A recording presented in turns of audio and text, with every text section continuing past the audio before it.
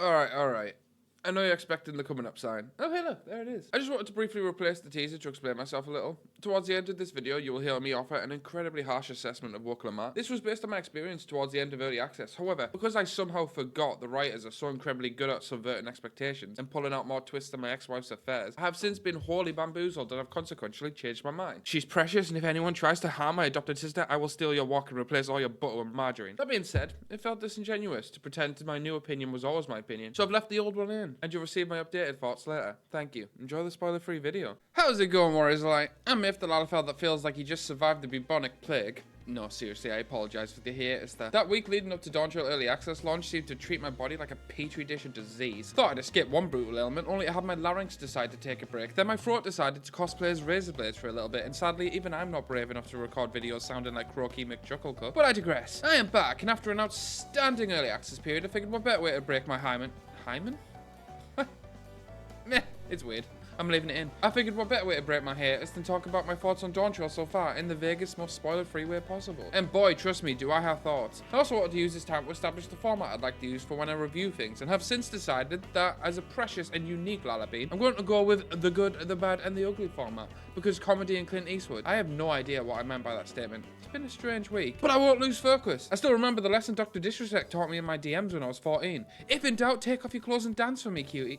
Wait, why is that relevant? Here is Final Fantasy XIV Dawntrail Early Access, the good, the bad, and the ugly. Quick disclaimer, this will be spoiler-free with explanations kept deliberately vague. I absolutely promote discussion of anything I mention here, but please keep your comments just as clean down below. The good. The Early Access period has been a notable success, marked by smooth gameplay and minimal technical issues. The Early Access began on June 28th and has been praised for its stable network performance and low queue times, allowing players to immerse themselves in the new content without significant delays or disruptions. One of the standout aspects of this Early Access period has been the lack of network difficulty. The servers handled the high traffic exceptionally well, with very few instances of lag or disconnects. This level of performance is a testament to the robust infrastructure and pre-launch preparations by the development team, ensuring that players could enjoy a smooth and uninterrupted experience from day one. 2 new jobs dropped with Dawntrail, and in a move about as predictable as Xenos' 611 run, I'm placing Pictomancer here. My pledge to becoming the pint of Pictomancers is well underway, and hell, I hadn't even made it to Dawntrail's story before crying thanks to this emotional journey of a job story. But we'll keep this peachy spoiler-free here, so I recommend you try it for yourself. The Pictomancer job has quickly settled my nerves surrounding magical DPS, and has now become my hands-down favourite, bringing a unique and creative approach to gameplay. The fan service here was amazing, being very self-aware of its origins. The game continues to tease us about this infamous Archon realm. For those that don't know, that is a direct reference to the job-sake character Realm Moroni from Final Fantasy VI. The job itself plays different to any of the jobs before it, requiring a keen eye for timing, as well as good decision-making when it comes to weaving your motifs into your standardized rotation. It has enough mobility and quick-casted spells to assure you never feel too grounded, and the spells deeper into your rotation feel suitably impactful. The story. Now I'm roughly halfway through Dawntrail's story, and what I will say is that it takes place on an exhilarating new adventure filled with intrigue and discovery. Set in a vibrant new region, the narrative unfolds with unexpected twists, introducing memorable characters and breathtaking landscape. The storyline is richly woven, balancing epic quests with heartwarming moments and plenty of humour. The seamless integration of new lore has kept me deeply engaged, and it's nice to see that every step in this fresh chapter is as captivating as the last. This is done beautifully via the pairing of some extremely well written and driven characters. I couldn't not use this segment here to talk about my 3 favourite new characters so far and explain my reasoning a little. Starting off with 2 of the promises, I was deeply worried that a 4-way contest in this game would lead to some criminal underdevelopment, and frankly that worry was about as legitimate as anal beads at a rap battle. Mentioning Koana first, this Mikote is introduced to us with very little, and it certainly stays that way for slightly longer than you think it should. He practically becomes a nerd cameo, but when it is his time to shine, oh boy does he, and what you begin to discover beneath is nothing short of superb writing. And a similar sentiment can be offered when we talk about my second favourite,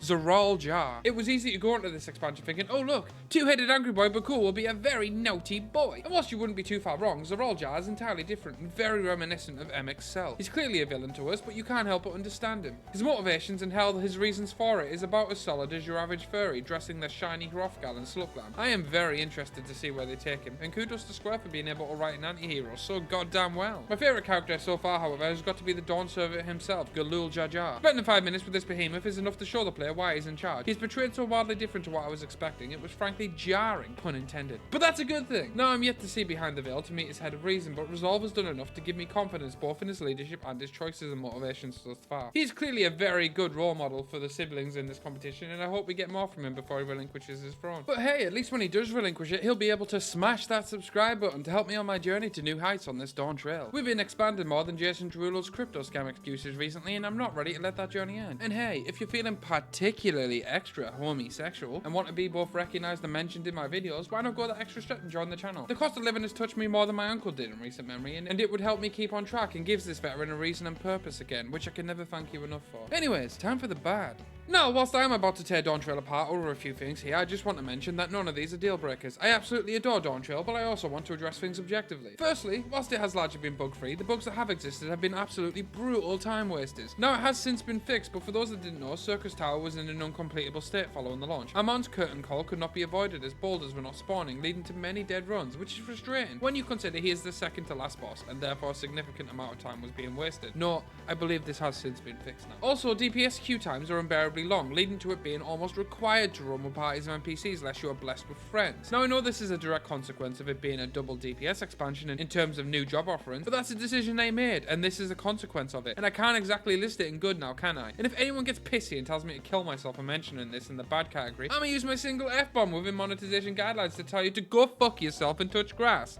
Loser. Speaking of touching grass, I am for now placing Viper in this category tentatively. Now, I do just want to preface that I have not personally played the job yet. However, myself, many more, and let's face it, you, have no doubt noticed the disaster they have been so far in Duty Roulette. Now, I don't run meters, so this is based purely on deaths, stacks of shame, and the threat meter. But for some reason, I am yet to meet a Viper performing okay. So far, it seems they spend the majority of their time floor tanking or dead last. And whilst I can't and won't say right now whether this is a job balancing issue, design issue, or skill issue, it feels like when even the law of averages is tossed out the window, there may be something very wrong. Now, give me a moment to spit out my final thoughts on this category as we rehash two of the things that have drove me insane since Final Fantasy XIV's inception. Undieable gear. Why? Just why is this a thing? Glam is the endgame. Glam is love. Glam is life. Why are all your early dungeons giving us uncustomizable gear pieces? Stop or admit you hate us. I am yet to receive a good reason for why this continues to be a thing. Considering the amount of reskin and recolors you do, the tech is clearly there for this shit to be dieable. Stop shooting yourself in the foot and just give us dieable pieces. And whilst I'm on the subject of throwing a bigger tantrum than Megan and Harry, fucking ether currents! Once again, complete the illusion of choice. Sure, I can gather them early, but what's the point when the last one is locked behind the MSQ? Either reward it or scrap it. It doesn't promote exploration. It promotes spamming a compass button like you're voting to execute a nonce and watching the tiny number going down till you eventually run to a cliff face and realize the current you've been hunting is inaccessible this far into the story. Fuck you, Square Enix, honestly. Whew. Goose frabber. Okay, I'm chill.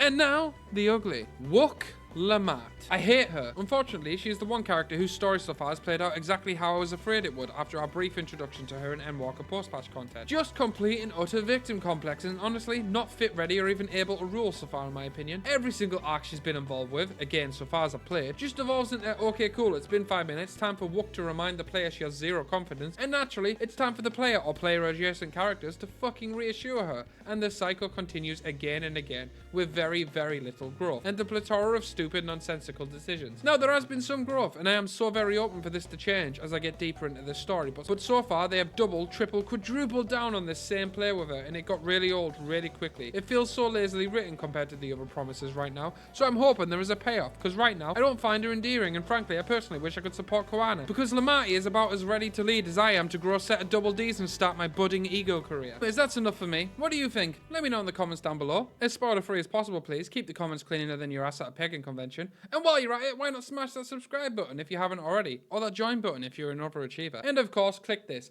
or the like button to continue your journey into the Myth Extended Universe. Free candy for people without mouths.